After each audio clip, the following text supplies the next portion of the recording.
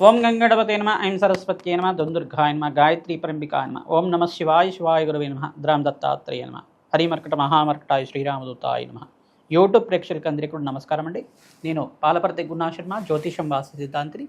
మీకంతా కూడా జూలై నెల వార ఫలితాల్లో భాగంగా ఈ వారం అంతా కూడా మేషాది ద్వాదశ రాశుల వాళ్ళకి ఎటువంటి ఫలితాలు ఉంటాయి, ఏ రాశి వాళ్ళంతా కూడా పరిష్కారం ఆచరించాలి, సంపూర్ణమైన ఈ యొక్క నవగ్రహ దోష నివారణార్థం ఎటువంటి పరిష్కారం ఆచరించాలని విశ్లేషణ చేయడానికి సంపూర్ణమైన పరిష్కారం అంతా కూడా చూసుకుందాం.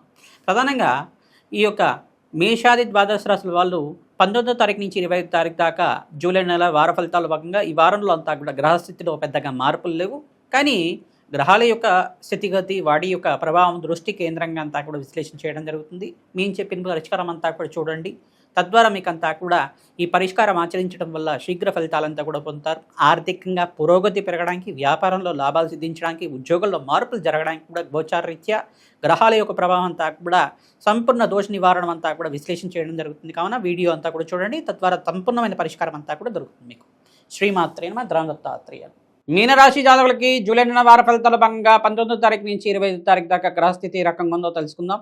విశేషంగా మీనరాశి జాతకులంతా కూడా దత్తాత్రేయ కవచాన్ని పారాయణం చేయడం వల్ల మీకంతా కూడా రాజయోగ ప్రాప్తి రావడానికి ఆస్కారం ఉంటుంది.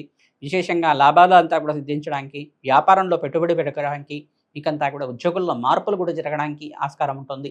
పంచమ స్థానంలో బృహస్పతి సంచారం, రవిభావుడితో పాటు కలియిక విశేషమైన లాభాలు సిద్ధించడానికి ఆస్కారం ఉంటుంది. సంఘంలో గౌరవం పెరుగుతుంది.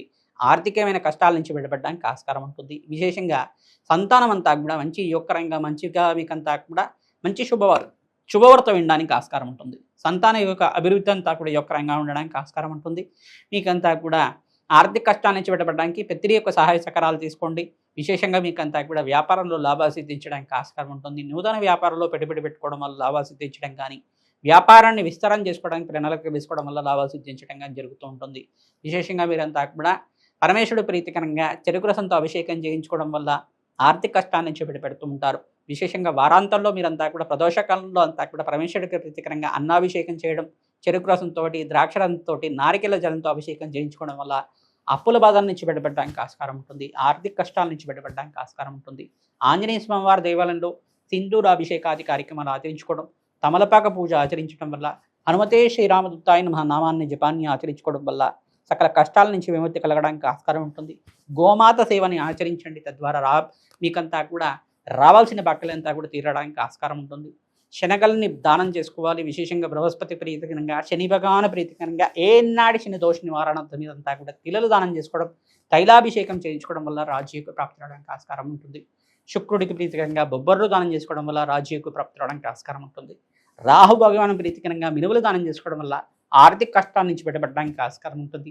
దుర్గామాత దేవాలయంలో మీరంతా కూడా కూష్మాండ దీపాన్ని అంతా కూడా దీపారాధన చేసి ఖడ్గమాల స్తోత్రాన్ని పఠించుకోవడం వల్ల రాజయోగ ప్రాప్తి రావడానికి ఆస్కారం ఉంటుంది. ప్రతినిత్యం కూడా హనుమతే శ్రీరామదూతాయ నమః నామాన్ని జపాన్ని ఆచరించండి. దత్తాత్రేయ స్వామివారి ప్రతినిత్యం కూడా అభిషేకాది కార్యక్రమాలు ఆచరించండి. దత్తాత్రేయ స్వామివారికి దత్తాత్రేయాయ స్మరణ మాత్రేన సంతుష్టాయ నమః నామాన్ని జపాన్ని ఆచరించండి. రాజయోగ ప్రాప్తి రావడానికి ఆస్కారం ఉంటుంది. రామ్ దత్తాత్రేయాయ నమః. మేషాది ద్వాదశ రాశుల వాళ్ళకి వార ఫలితాల్లో భాగంగా సంపూర్ణమైన గ్రహస్థితి అంతా కూడా విశ్లేషణ చేసి మీకు అంతా కూడా పరిష్కారం అంతా కూడా చెప్పడం జరిగింది.